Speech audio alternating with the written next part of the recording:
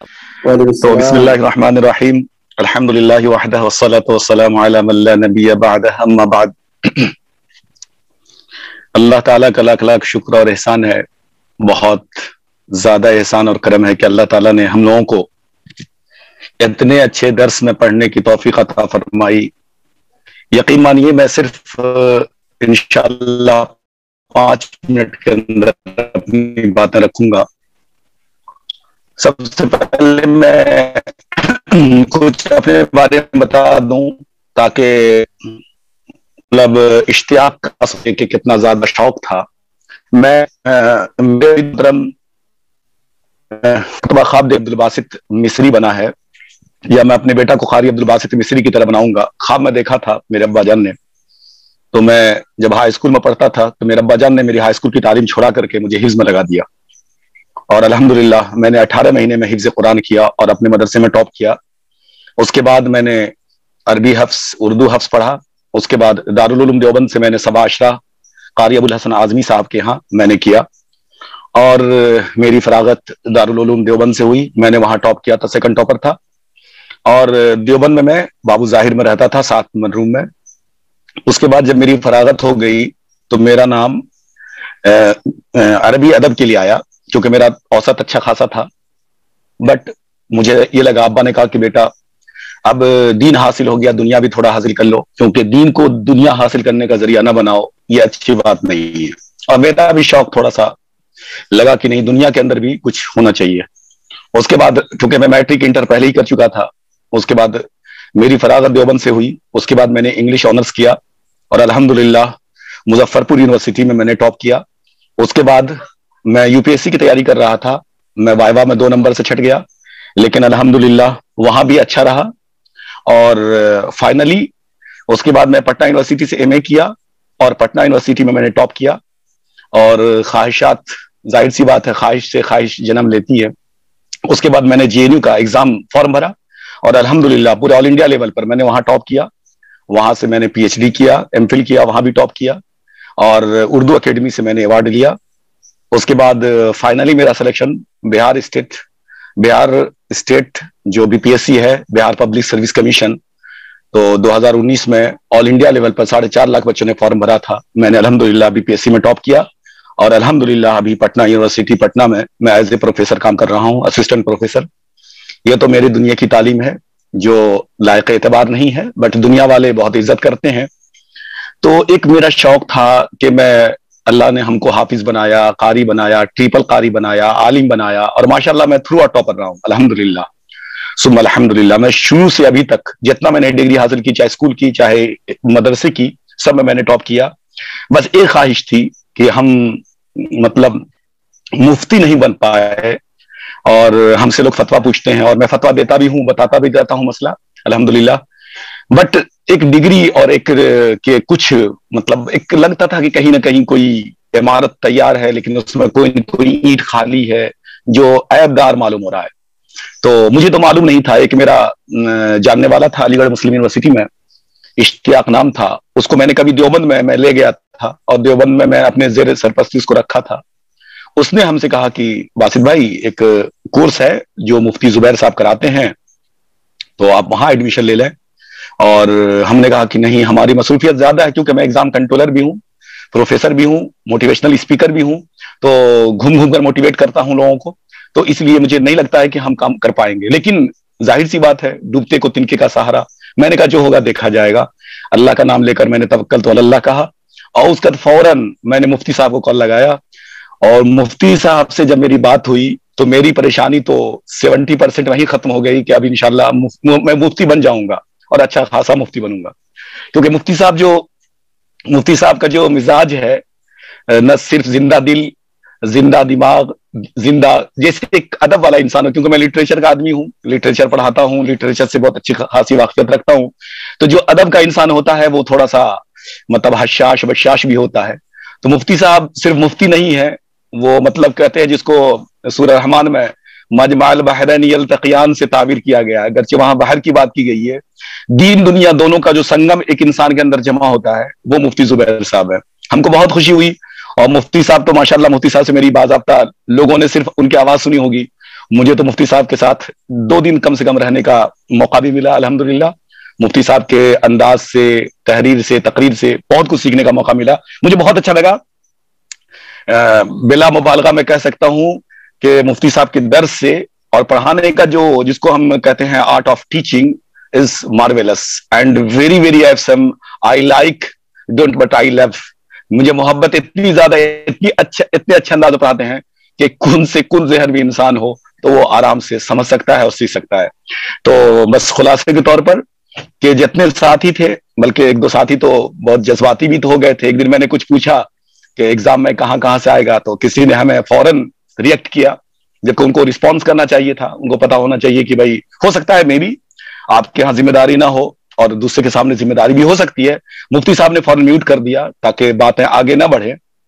خیر پھر بھی کوئی سولنکی صاحب تھے، نام پورا مجھے یاد نہیں ہے، انہوں نے فوراً کہ لوگ ڈگری حاصل کرتے ہیں دنیا حاصل کرنے کے پتہ نہیں کیا کیا، وہ تو نیت کا مالک اللہ ہے، انما الاعمال بالنیات. میں نے مفتی کا جو کورس کیا صرف اس لیے کیا نہیں کہ لوگ مجھے مفتی کہیں، میں صرف اپنے اشتیاق علم کو مزید اس کو ایک دم برابر کرنے کے لیے اور بہراور ہونے کے لیے کہ تاکہ میں مفتی بنوں. اگر کسی کو میں جیسے مفتی کا میرے پر ٹائٹل لگ جائے تو صرف میں مفتی نہیں کہلانوں، کیونکہ میں ڈاکٹر خود نہیں لکھتا ہوں.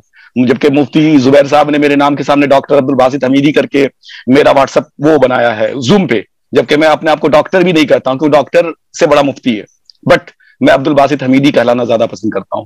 خلاصہ کے طور پہ یہ کہ مفتی صاحب کی جتنے میں تعریف کروں آرٹ آف ٹیچنگ کی، وے آف ٹیچنگ کی، اور ساتھ میں جتنے میرے دوست ہیں، مشارکین ہیں، ان کا مجھے ایک چیز بہت اچھی لگی، اتنا زیادہ ڈیڈیکیشن، اتنا زیادہ میسج پہ میسج، اور خاص کی جو رفقا ہیں، رفقائے جو آن لائن ہیں، اس میں ماشاءاللہ بہت میرے بھائیوں نے بہت سارا کوپریٹ، ان سے مجھے بہت فائدہ ملا.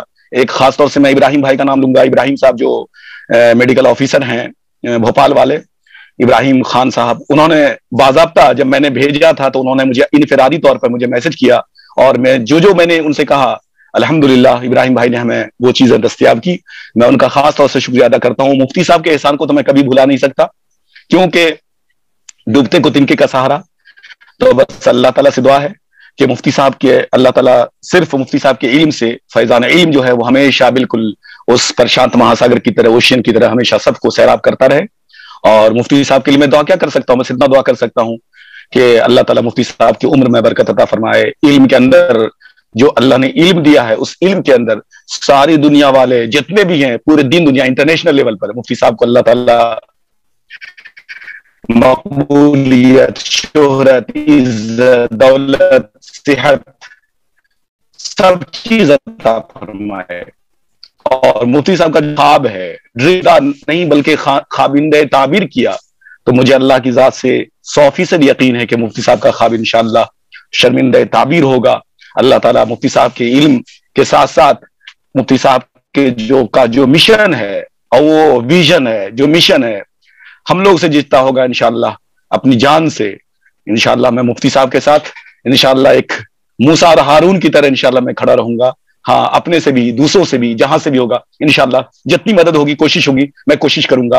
اور جتنے مشارکین ہیں، اخیر میں یہ کہہ رہا ہوں کہ اگر ہو سکتا ہے کسی بھائی کو میری وجہ سے، میرے میسج سے، میرے کال سے اگر ڈسٹربنس ہوا ہو، تکلیف ہوئی ہو تو معاف کر دیں گے، کیونکہ معافی، میں چھوٹا سا انسان ہوں، معاف کر دیں گے. اور انشاءاللہ ہم لوگ ایک مفتی صاحب سے میری درخواست رہے گی کہ جتنے میرے یہ رفقائے مفتی ہیں، آن لائن مفتی ہیں، ان تمام لوگوں کی ایک ڈائری تیار ہو جائے جس میں سب لوگوں کا ایڈریس ہو، موبائل نمبر ہو، تو اس سے ہم لوگ ایک دوسرے سے ہمیشہ کے لیے کنیکٹ رہ سکتے ہیں. یہ میری ایک عاجزانہ، ملتمسانہ اور مؤدبانہ درخواست ہے. امید ہے کہ مفتی صاحب ہماری بات کو زیر غور رکھیں گے. بس اسی کے ساتھ میں اپنی بات ختم کرتا ہوں. سر، یہ چمن یوں ہی رہے گا. ایک شعر کے ساتھ میں اپنی بات ختم کرتا ہوں. یہ چمن یوں ہی رہے گا اور ہزاروں بلبلیں سب اپنی اپنی بولیاں بول کر اٹھ جائیں گے. شکریہ. السلام علیکم ورحمۃ اللہ وبرکاتہ.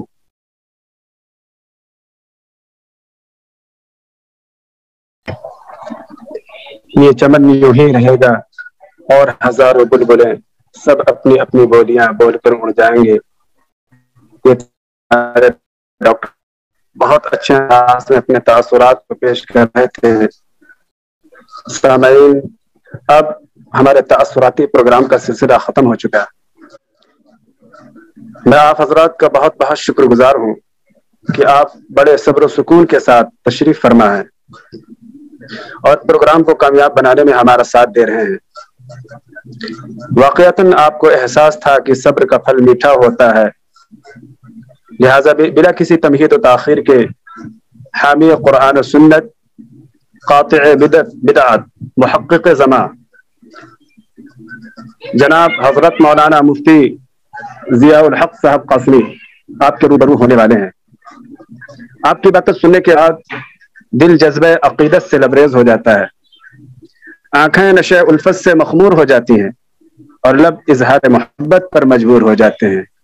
انہی چند کلمات کے ساتھ حضرت مولانا مفتی ضیاء الحق صاحب قاسمی ہم استقبال کرتے ہیں اس شعر کے ساتھ: اہل محفل منتظر ہیں دیر سے عالی وقار، اہل محفل منتظر ہیں دیر سے عالی وقار، آپ کے پند و نصائح کا ہمیں ہے انتظار۔ اب ہمارے سامنے مفتی ضیاء الحق صاحب علیکم ورحمۃ اللہ وبرکاتہ۔ میری آواز آپ حضرات تک آ رہی ہے؟